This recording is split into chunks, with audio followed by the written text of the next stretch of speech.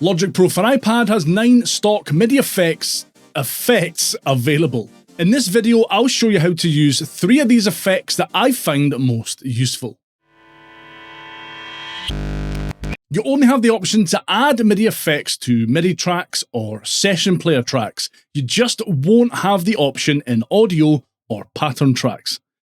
MIDI effects process or generate MIDI data in real time in various different ways. You can access them via the plugins menu. Just tap the plus here to open a list of available MIDI effects. At the time of making this video, as I mentioned, Logic Pro has 9 stock MIDI effects available. The Arpeggiator, Chord Trigger, Modifier, Modulator, Note Repeater, Randomizer, Scripter, Transposer, and Velocity Processor. The Arpeggiator is likely the stock MIDI effects plugin you're most familiar with. In a nutshell, it generates predefined patterns based on incoming MIDI notes. In the main section, you can adjust the rate that arpeggiated note patterns will play with the rate knob and double and half rate buttons.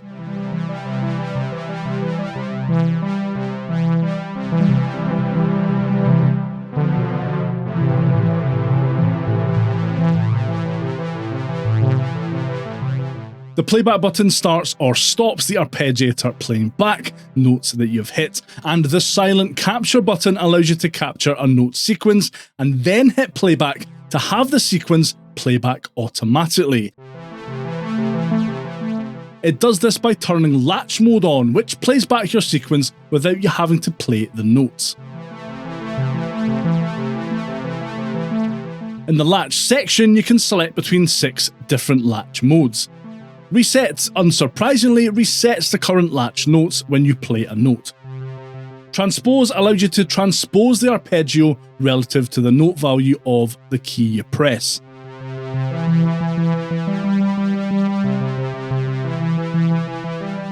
Gated transpose works in the same way as transpose, except the arpeggio only plays while a key is pressed.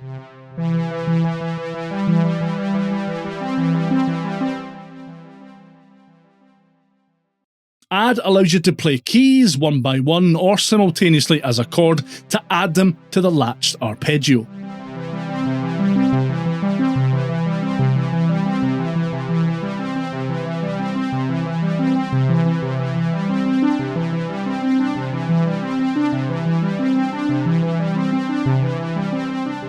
Add temporarily works the same way as add, except that played notes are added to the latch arpeggio only when held.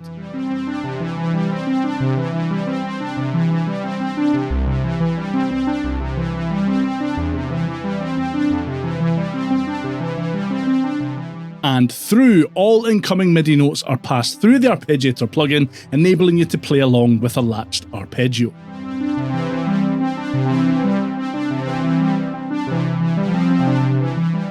You can do things like add rests, ties, and chord steps using the buttons here.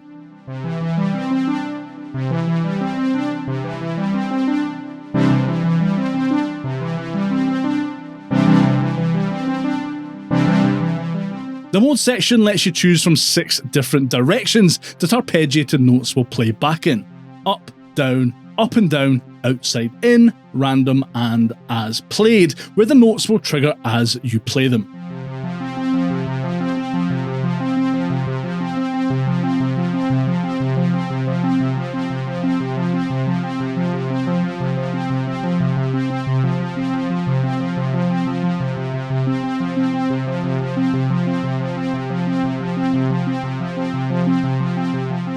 You can adjust note order variance, octave range, and whether your arpeggio plays back in straight octaves or chord inversions.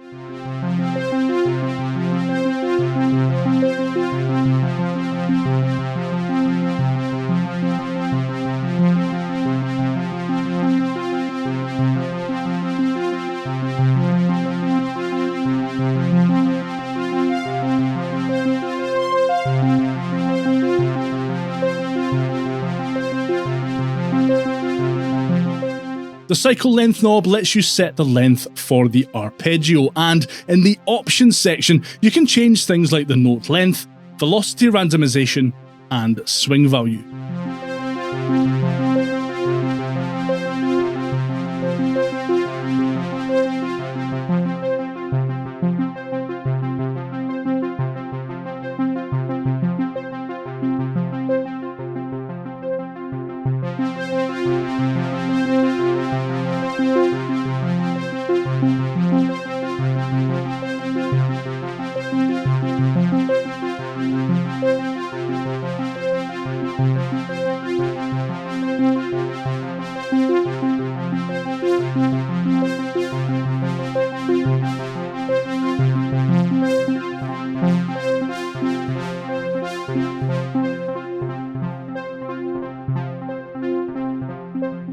Turning grid on overrides the other settings in the Arpeggiator and instead outputs your arpeggio based on a 16-step grid.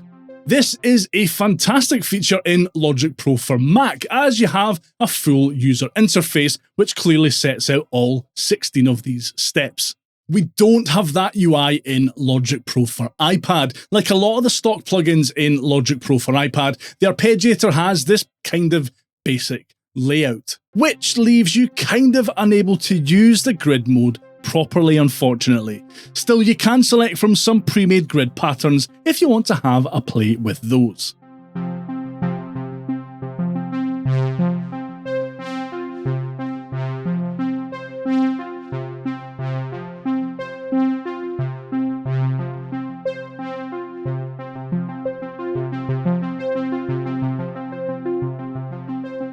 The Arpeggiator keyboard split parameters let you divide your keyboard into 3 zones. Notes below the ARP range start slider value can be used as remote control keys for Arpeggiator functions, or just played as regular notes.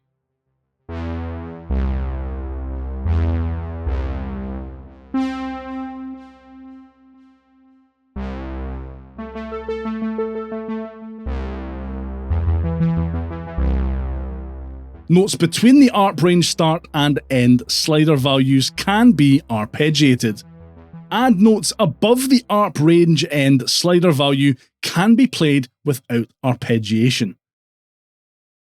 In the controller section, you can use MIDI Learn to assign MIDI controllers to Arpeggiator plugin parameters. For example, with my MIDI controller attached, if I select Latch from the Destination A menu, then open the MIDI controller A menu and hit MIDI Learn,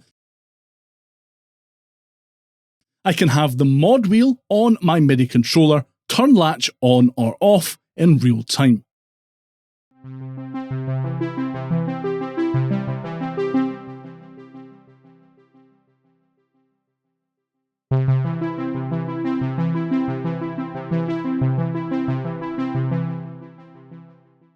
Not sure why Apple won't implement MIDI Learn globally across the whole of the app, but it's nice to have the feature available in the Arpeggiator.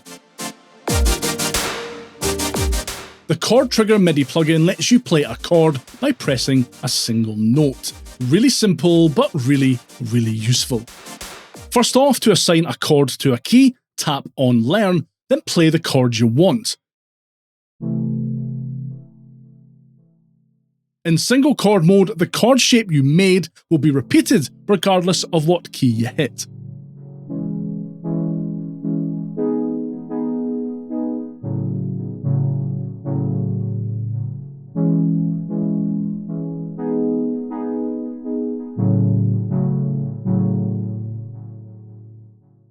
In multi-chord mode, you can assign different chord shapes to specific keys on the keyboard.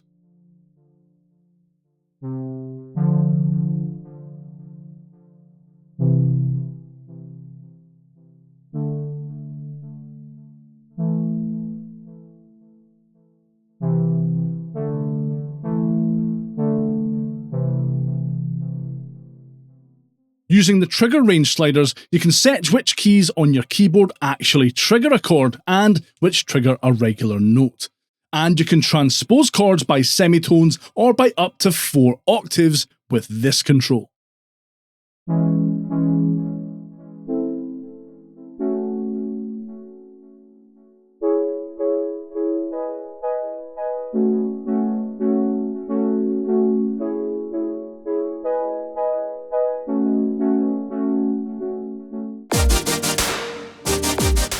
The Randomizer MIDI FX plugin, well, randomizes different things that you select in real time. In the Event Type menu, you can choose what the randomizer will randomize. You can randomize things like velocity, notes, and pitch bend.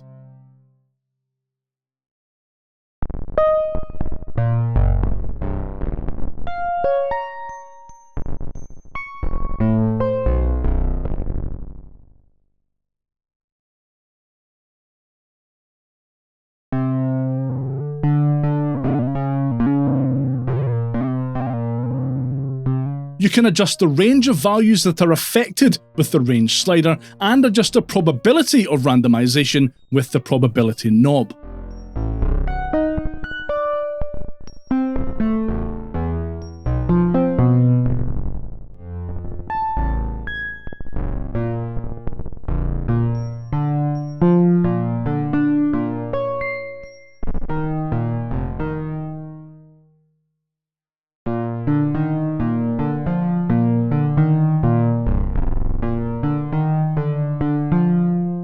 Using the weight control, you can specify whether a low range or high range of values will be more likely to be randomized, or you can keep it slap bang in the middle for a mix of ranges.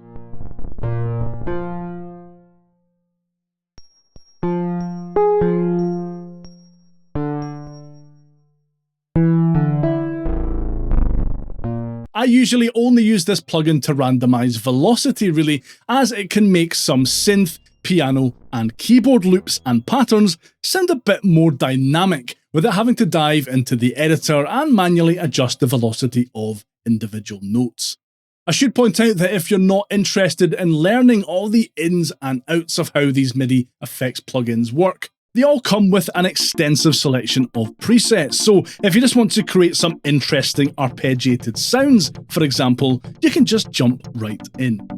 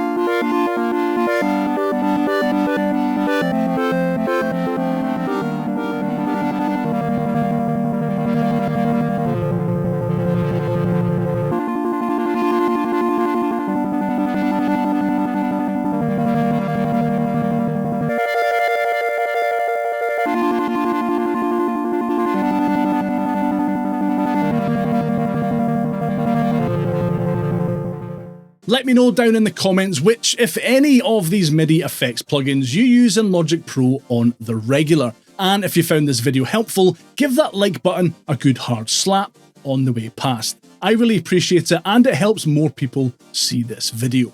If you'd rather let machine learning do some of the compositional heavy lifting for you, Logic Pro for iPad just got a whole host of AI-powered goodies added in its latest big update. But do they actually work?